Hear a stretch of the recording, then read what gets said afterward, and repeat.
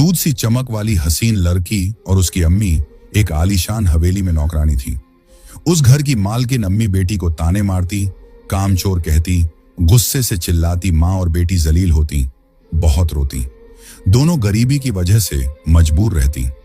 एक दिन लड़की काम से घर लौट रही थी तो गांव के रास्ते पर देखा कि 4-5 लोग बात कर रहे थे कि एक पुराना मदरसा जैसा मकान है जिसमें बहुत सारे सोने के सिक्के, नोट, जेवरात पड़े रहते हैं, लेकिन उसका रखवाला एक खौफनाक जिन्न करता है और जो सोने पैसे के लालच में गया वो कभी वापस नहीं आया। ये सुनकर लड़की डर गई, लेकिन लड़की अब गरीबी में नहीं रहना चाहती थी। मालकिन के ताने सुनना, थप्पड़ खाना, ये सब से छुटकारा पाने के लिए उस मदरसे में चली गई। मदरसे में बहुत सारे सोने के सिक्के, नोट, जेवरात लड़की देखकर खुश हो गई, लेकिन वहां वही जिन्न आ गया और लड़की के साथ जबरदस्ती करने लगा। जिन्न ने लड़की के साथ क्या किया और लड़की का क्या हाल हुआ और उस मदरसे से कभी घर वापस लौटी या नहीं, इस कहानी को पूरी तरह जानने के लिए आखिर तक जरूर देखिए। जोया और उसकी माँ फातिमा शहर के सबसे अमीर नवाब मंजिल में नौकरानियां थीं। यह मंजिल संगमरमर से बनी एक ठंडी कब्रगाह जैसी थी, जहां जोया और फातिमा की गरीबी हर पल दम तोड़ती थी। ओए बुढ़ी, कहां मर गई? सुरैया बेगम की कड़वी आवाज ईरानी कालीन पर फिसलती हुई आई। सुरैया बेगम उस घर की मालकिन अपनी जुबान में जहर घोलकर रखती थी। फातिमा, जिसकी उम्र 40 की होने के बावजूद गरीबी और मेहनत ने उसे 60 का बना दिया था, हांफती हुई आई। जी बेगम साहिबा, सुरैया ने उसकी नकल उतारी। तुझसे एक झूमर साफ नहीं होता। देख, अभी तक धूल है। तेरे हाथ हैं या लकड़ी? तुम माँ बेटी को तो ढंग का काम भी नहीं आता, मुफ्त की रोटियां तोड़ती हो। पास ही खड़ी 17 साल की जोया के हाथ, जो चांदी के बर्तनों को रगड़ रहे थे, एक पल को रुक गए। उसकी आंखों में आंसू नहीं, एक धीमी सुलगती हुई आग थी। वह अपनी मां का यह अपमान बर्दाश्त नहीं कर सकती थी, लेकिन वह जानती थी कि एक लफ्ज भी जुबान से निकला तो कल के खाने के लाले पड़ जाएंगे। जा बुढ़ी, मेरे कमरे में झाड़ू लगा और जरा ढंग से लगाना। कल मेरे शौहर कह रहे थे कोने में जाला लगा है। मां चुपचाप सिर झुकाए चली गई। जोया ने बर्तन पोंछने वाले कपड़े को इतनी जोर से भींचा कि उसकी उंगलियां सफेद पड़ गईं।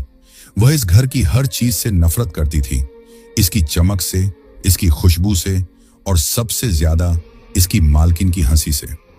काम खत्म होते होते रात घिर आई। हवेली से निकलते वक्त नवाब साहब, जो दिल के बुरे नहीं थे मगर अपनी बीवी से दबे रहते थे, उन्होंने चुपके से फातिमा के हाथ में कुछ मुरे तूरे नोट थमाने की कोशिश की। फातिमा, ये रख लो, जोया के लिए कुछ। खबरदार, सुरैया बेगम न जाने कहां से अटपकी। आपकी इसी दरिया दिली ने इन नौकरों को सिर पर चढ़ा रखा है। इन मनहूस मां बेटी को एक पैसा ज्यादा देने की जरूरत नहीं। काम ठीक से करती नहीं और खैरात लेने को हमेशा तैयार रहती हैं। उन्होंने नवाब साहब के हाथ से पैसे छीन लिए। तुम दोनों कल से वक्त पर आना, वरना काम से निकाल दूंगी। मां बेटी खाली हाथ, भारी दिल और झुकी नजरें लिए हवेली से बाहर निकल आईं। उनकी झोपड़ी बारिश में टपकती और गर्मी में तपती थी। घर पहुंचकर फातिमा ने चूल्हा जलाया। जोया ने बर्तन में देखा, 2 सूखी रोटियां, ये कल सुबह की थीं। मां ने पानी का कटोरा भरा और रोटी का एक टुकड़ा तोड़कर जोया की तरफ बढ़ाया। अम्मी, मुझे भूख नहीं, जोया ने कहा। पगली, फातिमा की आवाज भर्रा आई। थोड़ा खा ले, कब तक चलेगा ऐसा? मां बेटी ने वही सूखी रोटी पानी में भिगोकर खाई। खाना खाते खाते जोया की नजर झोपड़ी के एक कोने में पड़ी, जहां उसके अब्बू की एक टूटी हुई तस्वीर रखी थी। खाना खत्म करके दोनों मां बेटी कब्रिस्तान की तरफ चल दी। ये उनका रोज का मामूल था। अंधेरे में अपने अब्बू की कच्ची कब्र पर हाथ फेरते हुए जोया की आंखों से आंसू बह निकले। अब्बू, आप हमें ऐसे क्यों छोड़ गए? देखिए ना अम्मी, कितनी कमजोर हो गई हैं। आज फिर मालकिन ने उन्हें ताना मारा। अब्बू, हम इतनी मेहनत करते हैं, फिर भी हमारी गरीबी क्यों नहीं जाती? क्या हम इसी तरह जिल्लत सहने के लिए पैदा हुए हैं? फातिमा अपनी बेटी के सिर पर हाथ फेरती रही। उसकी अपनी हिचकियां रात की खामोशी में गूंज रही थीं। वापस लौटते वक्त वे गांव के एक चबूतरे के पास से गुजरी। वहां कुछ नौजवान लड़के और एक बुजुर्ग करीम चाचा बैठे थे। करीम चाचा हुक्का गुड़गुड़ाते हुए कुछ कह रहे थे।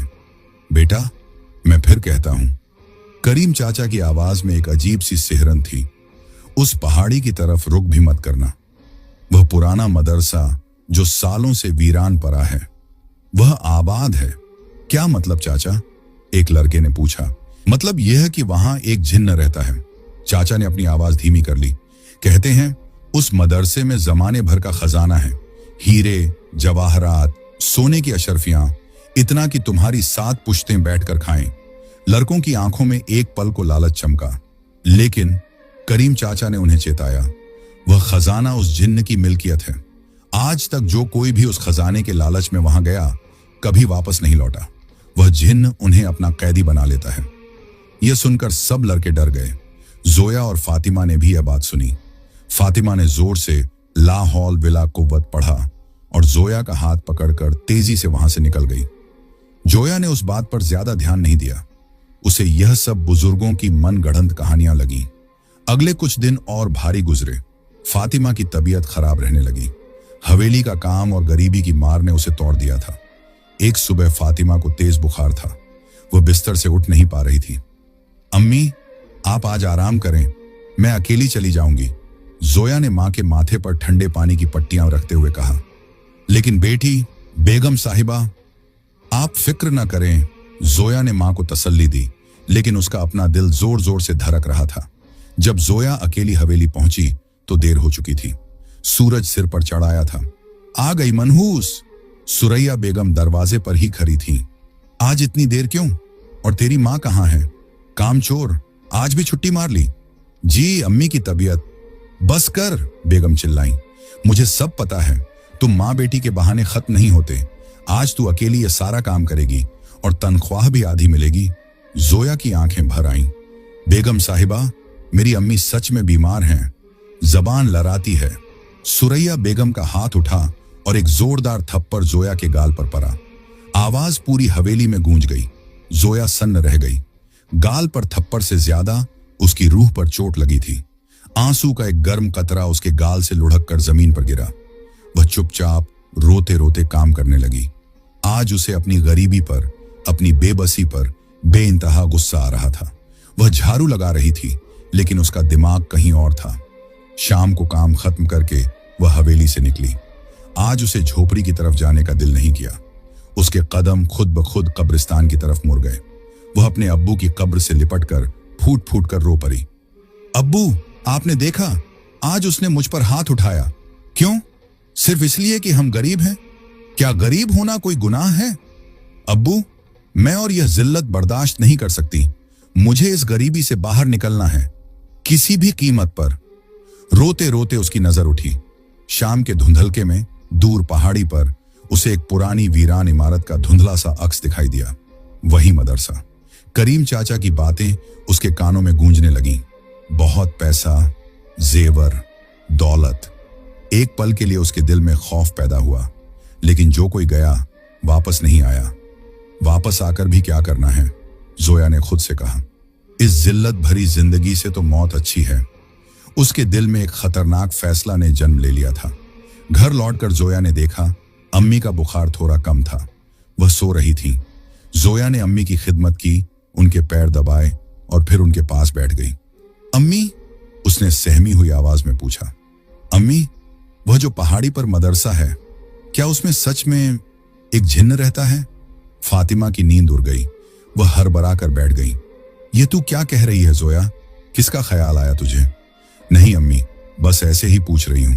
करीम चाचा कह रहे थे कि वहां बहुत सारे पैसे और सोने चांदी, जेवरात हैं। फातिमा का चेहरा डर से पीला पड़ गया। हाँ बेटी, ये बातें बिल्कुल सच हैं। मेरे अब्बू बताते थे कि उस मदरसे में कोई बहुत बड़ा आलिम रहता था, जिसने अपनी सारी दौलत जिन्हों के हवाले कर दी थी। लेकिन उसका रखवाला एक बहुत ताकतवर जिन्न करता है। बेटी, उस जगह का नाम लेना भी गुनाह है। तू ये सब क्यों पूछ रही है? जोया ने गहरी सांस ली। अम्मी, मैं उस मदरसे में जाऊंगी। क्या? फातिमा को लगा जैसे किसी ने उनके कान में पिघला हुआ सीसा डाल दिया हो। पागल हो गई है लड़की। तुझे अपनी जान प्यारी नहीं? प्यारी है अम्मी, इसीलिए तो। जोया की आवाज में एक अजीब सी सख्ती थी। मैं आपकी और अपनी ये हालत और नहीं देख सकती।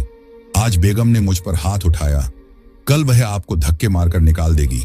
हम कहां जाएंगे? क्या खाएंगे? तो क्या तू अपनी जान खतरे में डालेगी? यह कुफ्र है। मां रोने लगी।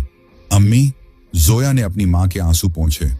रोज रोज जिल्लत से मरने से अच्छा है कि एक बार खतरा उठाया जाए। अगर मैं कामयाब हो गई तो हम इतने अमीर बन जाएंगे कि हमें किसी सुरैया बेगम के सामने हाथ नहीं फैलाने पड़ेंगे। और अगर मैं वापस नहीं आई तो समझ लेना इस जिल्लत की दुनिया से मुझे छुटकारा मिल गया। मां के पास कोई जवाब नहीं था। वह अपनी बेटी के चेहरे पर एक ऐसी जिद देख रही थी जिसे वह जानती थी कि वह तोड़ नहीं पाएंगी। बेटी, मेरी बात मान जा, मत जा। मां ने उसके हाथ पकड़ ली। जोया ने मां के हाथ चूम लिए। अम्मी, मुझे जाना होगा, मेरे लिए दुआ करना। मां की सिसकियां झोपड़ी में गूंजती रहीं, लेकिन जोया के दिल में अब अमीर बनने का ख्वाब एक जुनून बन चुका था। वह दिन भर यही सोचती रही, अगर मैं उस मदरसे में चली गई तो अमीर बन जाऊंगी, मुझे किसी के घर काम नहीं करना पड़ेगा। अगले दिन दोपहर होते ही जब फातिमा दवा खाकर सो रही थी, जोया चुपके से घर से निकल गई। उसने नवाब मंजिल की तरफ नहीं बल्कि उस मनहूस पहाड़ी की तरफ कदम बढ़ा दिए। पहाड़ी का रास्ता आसान नहीं था। कांटेदार झाड़ियां उसके कपड़ों में उलझ रही थीं। उसके पैरों में चप्पल तक नहीं थी और नुकीले पत्थर उसके तलवों को जख्मी कर रहे थे। लेकिन उसके दिल पर जो जख्म थे वे इन जख्मों से कहीं ज्यादा गहरे थे। जैसे जैसे वह ऊपर चढ़ती गई, आबादी पीछे छूटती गई। सूरज ढलने लगा था। हवा में एक अजीब सी खामोशी और नमी थी। परिंदों की आवाजें भी बंद हो गई थीं, जैसे वे भी इस जगह के खौफ से वाकिफ हों। शाम होने तक वह मदरसे के टूटे हुए दरवाजे तक पहुंच गई। इमारत किसी जमाने में बहुत खूबसूरत रही होगी, लेकिन अब यह एक खंडहर थी। दीवारें काली पड़ चुकी थीं और उन पर जंगली बेलें लिपटी हुई थीं। एक अजीब सी सरन जैसी गंध हवा में तैर रही थी। जोया का दिल जोर जोर से धड़क रहा था। एक पल को उसके मन में वापस लौट जाने का ख्याल आया। उसे अपनी अम्मी का रोता हुआ चेहरा याद आया।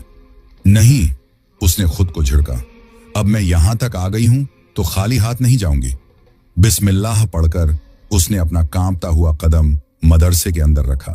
अंदर घुप अंधेरा था। टूटी हुई छत से चांद की थोड़ी सी रोशनी आ रही थी। जोया ने देखा, सामने एक बड़ा दालान था और उसकी आंखें हैरत से फटी रह गईं।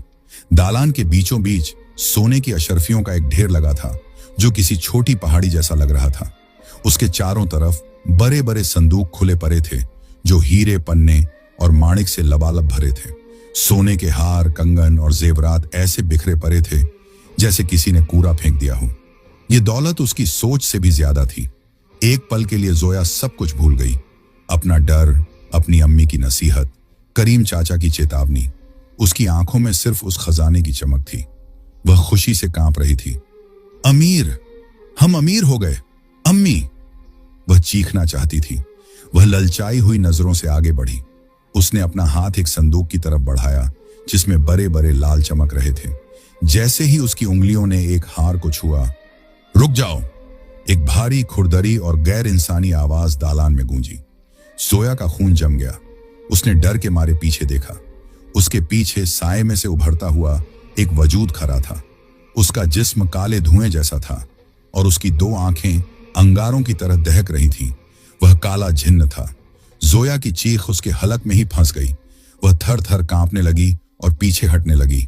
जिन्न ने एक भयानक ठहाका लगाया। उसकी हंसी ऐसी थी जैसे कई पत्थर एक साथ टूट रहे हों। डर गई? हाँ हाँ हाँ, कौन हो तुम? जोया ने कांपती आवाज में पूछा। मैं वह हूं जिसका यह सब कुछ है, जिन्न ने खजाने की तरह इशारा किया। और अब तुम भी मेरी हो। क्या मतलब? जोया रोने लगी।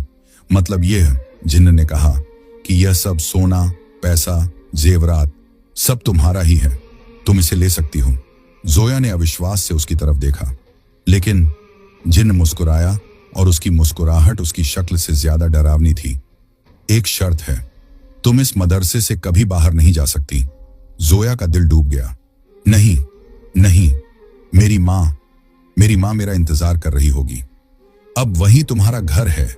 जिन्न ने अपनी धुएं वाली उंगली से जोया ने की तरफ इशारा किया। ये मेरा घर है और तुम मेरी इजाजत के बगैर बाहर नहीं जा सकती। तुम मेरे साथ हमेशा हमेशा के लिए यहीं रहोगी। लेकिन क्यों? मैंने तुम्हारा क्या बिगाड़ा है? जोया जमीन पर गिरकर रोने लगी।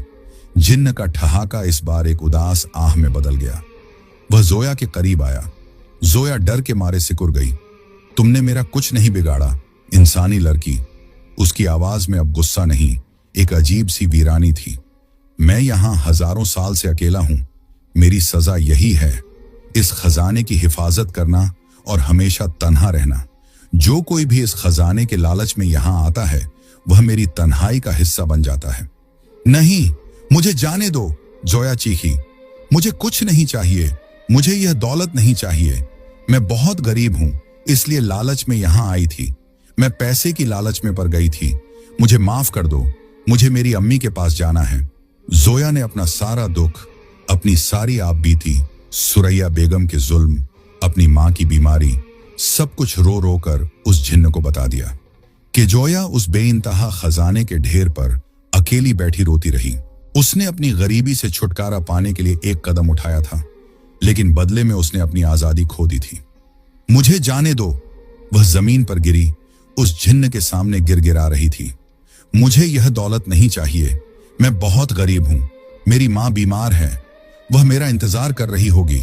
मैं पैसे के लालच में पड़ गई थी, मुझे माफ कर दो। जिन्न, जिसकी दहकती आंखें अब तक गुस्से या उदासी से भरी थीं, एक पल को खामोश हो गया। वह जोया को घूरता रहा। 1000 साल। जिन्न की भारी आवाज गूंजी, लेकिन इस बार उसमें ठहाका नहीं, एक अजीब सी हैरत थी। इन 1000 सालों में जो कोई भी यहां आया, वह सिर्फ इस सोने के लिए रोया या अपनी जान बख्शवाने के लिए। तू पहली इंसान है जो यहां अपनी मां के लिए रो रही है। जोया ने आंसू भरी आंखों से उसे देखा। उसे मेरी जरूरत है, वह अकेली है। जिन्न ने अपना भीमकाय हाथ आगे बढ़ाया। जोया डरकर पीछे हट गई, लेकिन जिन्न ने जमीन से एक छोटी टूटी हुई लकड़ी उठाई और खजाने के ढेर में उसे कुरेदने लगा। जानती हो लड़की, मेरा अजाब क्या है? जिन्न ने कहा। मेरी सजा यह दौलत नहीं है, मेरी सजा लालच को देखना है। मतलब? जोया ने कांपते हुए पूछा। मतलब यह कि यह खजाना एक आईना है, जिन्न बोला। यह सिर्फ उसे ही पकड़ता है जिसके दिल में बेइंतहा लालच हो। जो भी इस खजाने को अपनी जिंदगी से ज्यादा चाहता है, वह हमेशा के लिए मेरा कैदी बन जाता है। तुम लालच में यहां आई थी, यह सच है। जिन्न जोया के करीब आया। जोया ने अपनी आंखें बंद कर लीं। तुमने खजाने को छुआ? जिन्न ने कहा। तुम्हारी उंगलियों में लालच था, लेकिन जिस पल मैंने तुम्हें कैद करने की बात कही, तुम्हारे दिल से लालच खत्म हो गया। तुम्हारी आंखों में अब इस सोने की चमक नहीं, बल्कि अपनी मां के लिए मोहब्बत है। जोया ने डरते डरते आंखें खोली। मैं अकेला हूं, जिन्न ने कहा, और उसकी आवाज में सदियों का दर्द था। मैंने सोचा था कि तुम मेरी तन्हाई दूर करोगी, लेकिन तुझ जैसी पाक मोहब्बत को कैद करके मेरा अजाब और बढ़ जाएगा। मेरी तन्हाई और गहरी हो जाएगी। जिन्न एक पल के लिए रुका। यहां आने वाले बाकी लोगों और तुम में एक फर्क है, उसने कहा। वे सब कुछ पाने आए थे, तुम सिर्फ अपनी जिल्लत से छुटकारा पाने आई थी। जिन्न वापस खजाने के ढेर तक गया। उसने अपने हाथ से सोने चांदी या हीरे नहीं उठाए, बल्कि ढेर के नीचे दबी एक पुरानी छोटा थैला निकाली। उसने उस झोली में सिर्फ चंद मुट्ठी भर हीरे और अशर्फियां भरी। यह ले। जिन्न ने वह झोली जोया की तरफ फेंकी। जोया ने हैरानी से उसे पकड़ लिया। वह इतनी भारी नहीं थी, लेकिन उसमें जो था वह जोया की मां की जिंदगी बदलने के लिए काफी था। इसमें इतना है कि तेरी मां को अब किसी सुरैया बेगम की जिल्लत नहीं सहनी पड़ेगी, जिन्न ने कहा। इतना है कि तुम एक इज्जत की जिंदगी जी सको। और बाकी का खजाना? जोया ने मासूमियत से पूछा। यह मेरा है, जिन्न ने कहा। यह मेरा आईना है, यह यहीं रहेगा। जिन्न ने मदरसे के बड़े टूटे हुए दरवाजे की तरफ इशारा किया। अब जा। जोया को यकीन नहीं हुआ। तुम मुझे जाने दे रहे हो? मैंने तेरी गरीबी देखी थी, जिन्न ने कहा, लेकिन तेरी मां के लिए ने तेरी गरीबी को हरा दिया, और आज तेरी मोहब्बत ने मेरे अजाब को भी हरा दिया। तू आजाद है। जिन्न ने एक गहरी सांस ली जो तूफान जैसी लगी। लेकिन एक बात याद रखना लड़की, इस मदरसे का रास्ता हमेशा हमेशा के लिए भूल जाना।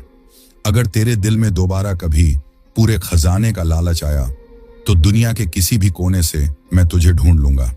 जोया ने तेजी से सिर हिलाया। वह रो भी रही थी और मुस्कुरा भी रही थी।